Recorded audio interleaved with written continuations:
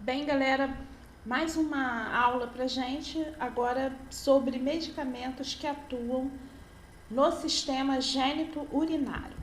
Então, vamos nós, só para nós relembrarmos um pouquinho, né? Eu gosto de fazer isso aqui para poder a gente se situar.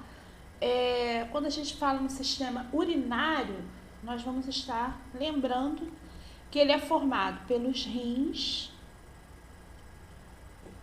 e pelas vias urinárias. Então, vias urinárias, sempre que a gente falar vias, a gente vai lembrar de caminho, né? Então, é por onde a urina passa. Então, nós vamos ter os rins e as vias urinárias, ureter, aqui embaixo a bexiga e a uretra, ok? Agora, nós falamos que os medicamentos atuam na parte gênito-urinária. Então, no caso aí, nós vamos estar falando também alguns medicamentos, né, que vão atuar nessa parte aí genital, que vai ajudar também a algumas infecções, né? Então, vamos lá. Bem, o primeiro grupo que nós vamos estar falando são os diuréticos. Então, quando a gente fala em diurético, né, muita gente já sabe, são aqueles que vão aumentar a produção de urina, né? Só que dessa forma, né, quando aumenta essa eliminação de água, né, no organismo, a gente acaba eliminando também os sais minerais. Então, tem que ter esse cuidado, né?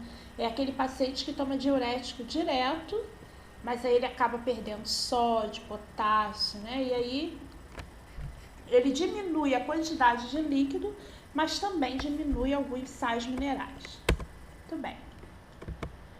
Indicações, né? Quando que é indicado o uso de diurético? Ele pode ser indicado no tratamento da hipertensão arterial, né? Alguns pacientes hipertensos, eles precisam associar, né? O cardiologista acaba associando uma medicação diurética com um antihipertensivo, né? Isso aí ajuda, diminui, aumenta, né, o controle da pressão arterial. Remoção de edemas, ok? Então, o paciente, por ele perder líquido, ele também diminui o edema. No caso de insuficiência renal e também algumas dietas, né, para emagrecimento, acaba sendo indicado naquele composto todo o uso de Lasix, né, do furosemida, de algum diurético, né, propriamente dito. Quais as orientações que a gente deve dar, né, para um paciente em uso de diurético, principalmente essa? É muita maldade quando o paciente ele faz uso do diurético durante o período noturno, toma às 18 horas ou às 22, né, até sem saber. Que aí o aumento do volume urinário vai ser maior durante o período noturno. Então, coitado, ele quase não dorme. Ele acaba acordando várias vezes para poder eliminar a diurese, ok? Então, normalmente, né, a gente orienta o paciente a fazer uso do diurético na parte da manhã, 10 horas da manhã, que aí ele tem um decorrer do dia inteiro, né, para ele ir ao banheiro, e à noite ele tem um repouso mais tranquilo. E uma outra orientação é de administrá-lo junto com o alimento, para evitar o mal-estar gástrico. Então, é importante, né, ele fazer uso da medicação, mas de preferência junto com uma alimentação, ok?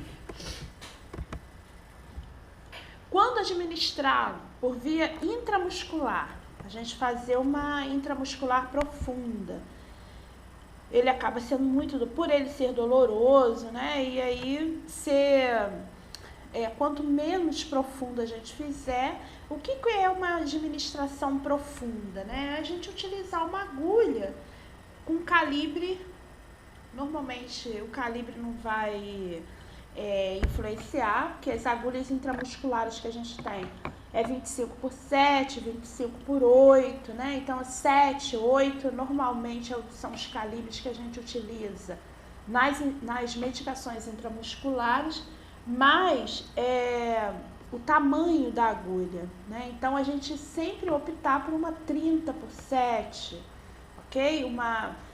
A 30 por 7 ou 30 por 8, o tamanho dela de 30, isso daí já ajuda, já vai tornar aquela medicação uma administração profunda, ok? Então, se puder, é melhor. E se administrado por via intravenosa, fazê-lo lentamente, né? Isso serve para qualquer medicação intravenosa, a gente administrar essa medicação de forma mais lenta possível. Em pacientes em tratamento contínuo, nós devemos orientar os sinais de hiponatremia. O que é hipo? É baixo, né? E aqui o natremia, ele vai se referir ao sódio. Então, o paciente ele acaba perdendo muito sódio, né? Lembra que nós falamos lá atrás? Que o paciente perde líquido, mas perde também sais minerais. Então, a hiponatremia, que é a dor muscular, uma hipotensão, uma apatia e uma hipocalemia. No caso aqui, a hipocalemia se referindo, se referindo à diminuição do cálcio. Hiponatremia, diminuição do sódio, né? Na tabela periódica, quem lembra aí, e o Ca. O Ca não, potássio é o K. Então, hipocalemia. Então, câimbras e desorientação, que deve ser comunicado ao médico. Então, a gente sempre vai fazer essas orientações para ele. Se ele sentir dor muscular, se ele sentir câimbras, né? Isso daí é um sinal de perda, né, de potássio, perda de sódio no organismo. Aqui eu coloquei alguns, os mais conhecidos que a gente tem, que é a furosemida, a hidroclorotiazida, né, que é um outro medicamento muito utilizado junto com outro antihipertensivo, que é um diurético, né? O aldactone, que é esse daqui, o aldactone e o espironolactona, eles dois são a mesma coisa, tá? Esse daqui é o princípio ativo do aldactone. Então, o médico vai prescrever esses medicamentos de acordo com a necessidade do paciente. Antissépticos urinários. O que são antissépticos urinários? São algumas medicações que ajudam a inibir ou a reduzir o crescimento microbiano. Mas isso daqui somente nas vias urinárias.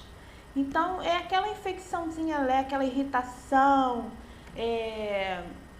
da uretra, né? Aquela ardênciazinha, que não chega a ser, né, uma infecção urinária, mas lá no nível de rim, ok?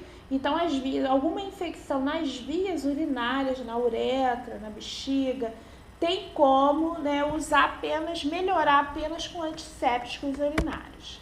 E a gente tem alguns, o pirídeo é um, né, o pipurol, macrodantina, o intomilon, são medicamentos que fazem essa limpeza, né, como se fosse, vamos dizer aí, um anti-inflamatório, né, mas é um antisséptico, ele ajuda a limpar essas vias urinárias de micro-organismos.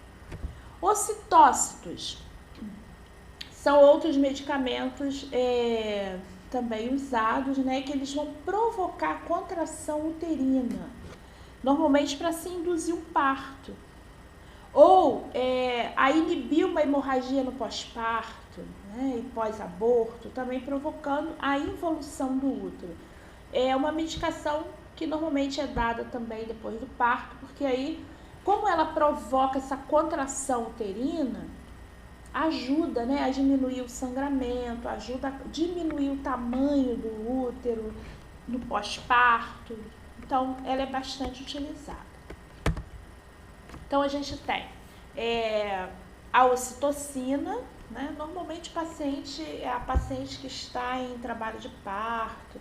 Então, a ocitocina, como ela aumenta a contração uterina, ela estimula o trabalho de parto, tá? E aí a gente tem outros.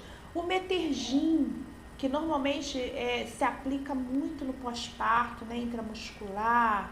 São medicamentos que vão ajudar, né, essa contração uterina, né? E aí tem alguns objetivos, ou estimulando o parto ou regredindo o tamanho uterino. E por hoje chega. Até a próxima aula, tá? Então, a nossa matéria de farmacologia é bem extensa, né? São muitos medicamentos que a gente acaba dando apenas uma pincelada em todos eles, mas é importante, né, a gente conhecer a forma, né, os tipos de medicamentos que existem. Então, hoje a gente viu aí do sistema urinário e na próxima aula, né, nós vamos estar falando dos, se eu não me engano, dos antidepressivos, né, dos neurolépticos. Então, até a próxima. São medicamentos que atingem o sistema nervoso, ok? Então, até a próxima.